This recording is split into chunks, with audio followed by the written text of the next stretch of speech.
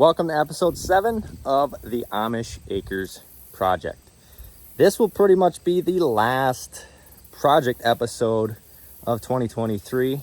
Hoping to get everything done today and then stay out of here, and next time kind of come back here and start hunting, basically. So I want to first start out with an update on our food plot. As you can see behind me here, this was planted in soybeans. The beans are browsed very heavily, and we're in an extreme drought here in northeast Iowa. And they just shriveled up to nothing, got chewed off. And so this is basically just a dirt patch at this point, which is what it is. Can't do much about the weather. So the good part about this, I guess, is going to be easy for me to work up and plant our fall 365 blend in here today.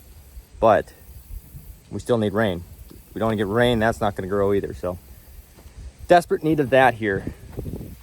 The other thing is our food plot screen. We've got an Egyptian wheat food plot screen we planted in here earlier this year. And it looks pretty darn good despite the dry, hot weather we've had this summer. Egyptian wheat, sorghum can really handle these hot, dry weather conditions a lot better than soybeans can. So it's not surprising that they did okay, but it's a bright spot on this food plot this year is the screen. And I would say this thing is probably 10 feet tall, and it's pretty consistent along the entire stretch of this screen. And if you notice here, I wanted to point out on this outside, you got some pretty good thick stalks in here on this outside edge. But if we walk back in this screen a little bit farther, you'll notice that these stems are much thinner in diameter. And that's really just due to too heavy of a seeding rate. And I just kind of guessed on the seeding rate for this. It's going to do the job, but I would prefer them all to be thicker stalks because they'll stand up to snow and weather like that a lot better than the thick, thin stalks. But it'll do the job for this year. So, update on food plot. The other thing we're going to do today is fill up our water hole. And I've grabbed the landowner's tractor. That's how the Amish set them up. Rubber tires, steel wheels, no air, but it works. Water tank, I'm gonna take that thing over here and fill up the water hole that we put in here earlier this year as well. And as you can see, it's getting used. I have not filled this water hole up since we put it in, and there are tracks all the way around it. And obviously you can see that water line has gone down considerably. And I've had deer consistently on that cutty back track cell camera all summer, including some decent bucks. So excited about that. Gonna fill that up so we're ready for deer season. And then we're gonna get our stands finished and prepped. Got a ladder stand behind me. I may prep a tree behind that for a saddle setup. Gotta cut this branch out of here, and gonna throw a mock scrape in here, mock scrape down the other end for our second stand location. And then I'm gonna put a bunch of Wise Eye trail cameras out here, put like 3 of them kind of bracketing these main spots. And then I'm gonna put another 2 more, maybe even 3. I might come back another day and throw a 3rd one in. Just throw some regular cameras in locations that I'm curious about. Not so much that I want to put a tree stand there, but I want to see how deer are using the property and see if we have to maybe block off some things and change some things next year. But it seems kind of excessive. I'm going to throw, 5, maybe 6 cameras on a little 9-acre piece. But I really want to saturate this piece and gather all that intel this year so that I can make faster adjustments and tweaks to the plan if I have to for next year. And we can get this thing really dialed in a shorter period of time. So that is what's on the agenda today. Hope you enjoy the episode. So this is the fine tooth drag I'm going to use to work up this plot. Hit it with a drag first, come back broadcast our fall 365 mix, then come back through again with the fine tooth drag, cover it up, work seed in a little bit, and then we'll roll it down and pack it. But thought I'd show you this. It's just a spike tooth drag. You call them a fine tooth drag, and they've got adjustments on here so you can really set these teeth down aggressive or make them light, whatever you got to do. I usually use like a C-tine drag, but this is what we have here. I think it'll do the trick with this ground being so dry and loose already the way it is. So see what happens.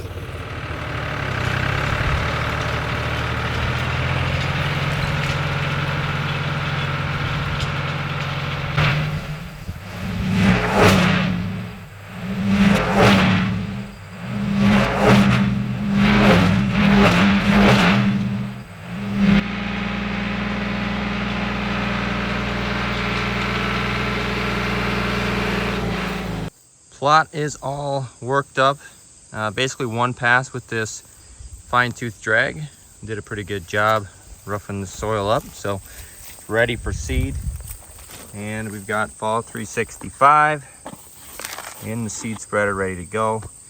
And in case you're wondering, that is a mix of oats, winter rye, 4010 peas, red clover, and ladino white clover, and radishes as well. So my favorite mix for a lot of reasons, but that's what's in it.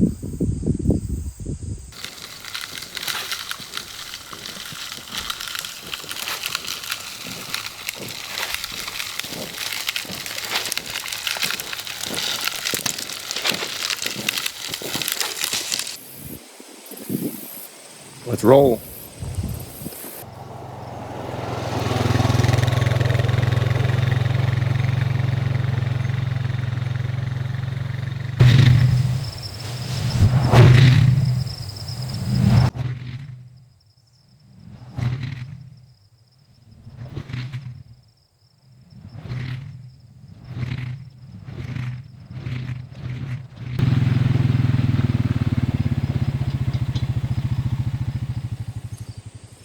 Now to climb up on that tractor loader and cut this branch off so we have a clear shot from that tree stand to this water hole.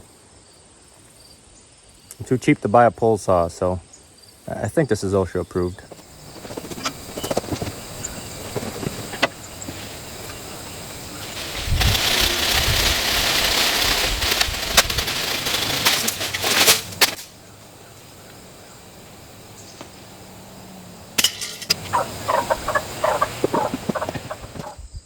So now we've got the lanes cut for that tree stand. Got the water hole here all filled up. And we've got the food plot all packed down, ready to go. And here we have the next project, which is a mock scrape. Now, there's a lot of ways to do these. This little thing here called a scrape stick mount, and the tax cam made me buy these doggone things for a promo they did when I was a dealer. But I'm not a big scent guy. Looks kind of gimmicky, but I'll be honest with you, they do come in handy, and they are pretty darn nice to use. I've been using quite a few this year. It just makes the job super easy. And in particular, when you want to put it somewhere where there isn't a tree to screw to, or at least not exactly where you want it, you can place that scrape stick mount on top of this T-post, and then you just jam a stick in there and you can put this thing exactly where you want it. So that's what I'm gonna do here. Got an oak branch. Oak is my preferred branch if you're gonna do this, and we'll put her up, see what it looks like.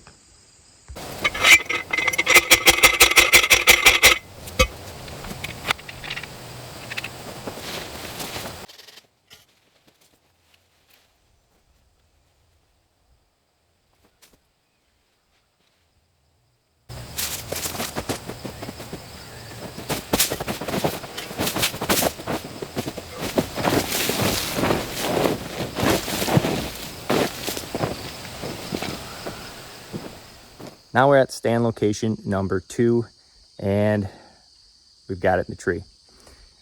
This is 2 days later from the first footage I shot at the property. I couldn't get everything done in one day.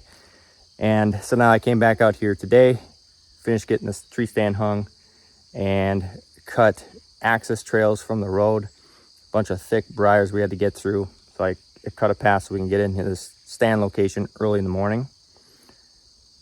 That tree stand is in a giant oak, if you haven't noticed. And the chain on it was too short. So I had to also get a longer stretch of chain, put it on the stand so I could get it up around that tree, and put a bunch of screw and pegs and bolts in there to get up the tree, which I'm not a big fan of.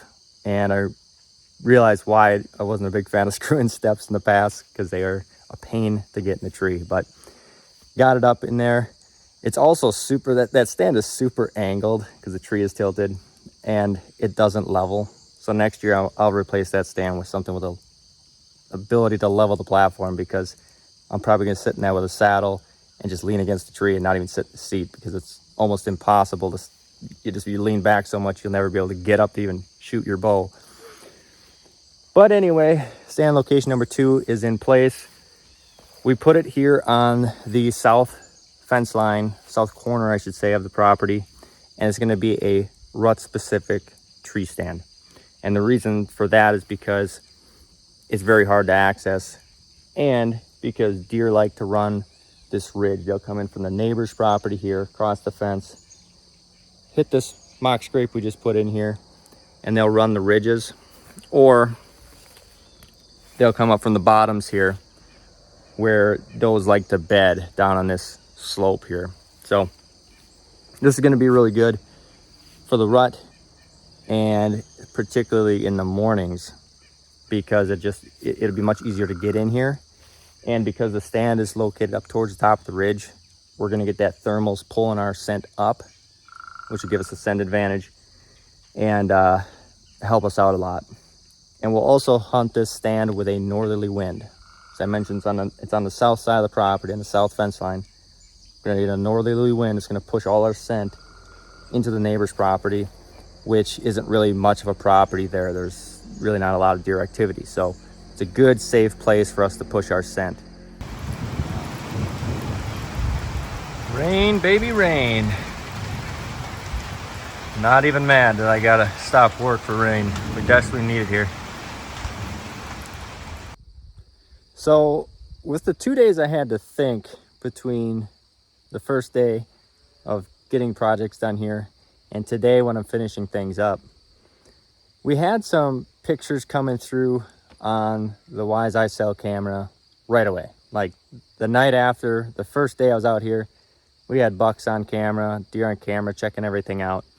And originally I put the mock scrape here, and it was close to the water hole. You could see it from the stand, but I really wanted to cover both of those things with the one camera, and it did to a degree. But I got to thinking, this mock scrape would be much more attractive if it wasn't tucked up against those trees and brush and everything else. It's just kind of another branch there. So I decided to move it out probably 10 feet or so out into the food plot, so that it's a standalone thing. It's going to grab a lot more attention for deer coming into this food plot, and the camera should be able to grab all this activity on here as well, and we should easily be able to make this shot from the tree stand. So just keeping it real with you guys, it's not always cut and dry. You come up with different ideas, you make tweaks, and sometimes it only takes a day to make a tweak. So hope you enjoyed this episode. Episode 8 will be coming out soon as well. Keep an eye on that. Subscribe, like it, whatever. Get your notifications, because in episode 8, I'm going to go over all the trail cam locations, and I added a few more than I mentioned earlier. And I'm going to lay out the property on a map, so you're able to see the entire plan, where everything is. I know I've talked about this stuff and show you footage, but to really get a great idea. I personally love maps. So that's what I'm gonna do. It's gonna be a map video, where all the trail cams are, where all the stands are, where the access is, what wind direction we're hunting these stands on, when we're hunting the stands, everything I can think of to tell you about why I put things where they are. So hope you enjoyed. Look for episode 8, and good luck this season, guys.